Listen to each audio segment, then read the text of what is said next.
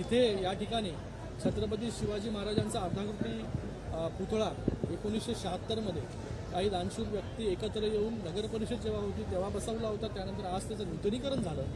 बहुप्रतीक्षित असं हे नूतनीकरण होतं. लोकांची मागणी होती की या ठिकाणी मेघडंबरीसहित छत्रपती शिवाजी महाराजांचा पूर्णाकृती पुतळा बसवला पाहिजे आणि आज त्याचं अनावरण इथे झालं. मी कल्याण डोंबिवली महानगरपालिकेचे आणि राज्य सरकारचे खूप खूप धन्यवाद व्यक्त करतो की आज त्यांच्या फंडातून निधीतून हा मोठा असा पूर्णाकृती पुतळा इथे बसवण्यात आला. याच्या अगोदर 2 महिन्या अगोदर गार्डा सर्कलवरती देखील एक अश्वारूढ छत्रपती शिवाजी महाराजांचा पुतळा बसवण्यात आला होता आणि हळूहळू ज्या प्रकारे या कल्याण डोंबिवलीमध्ये दळणवळण व्यवस्था, कॉन्क्रीटचे रस्ते, मेट्रो, कल्याणशील रोड असेल, विविध लोकोपयोगी वास्तू असतील, त्याबरोबर आज छत्रपती शिवाजी महाराजांचा पुतळा देखील या ठिकाणी बसवण्यात आला.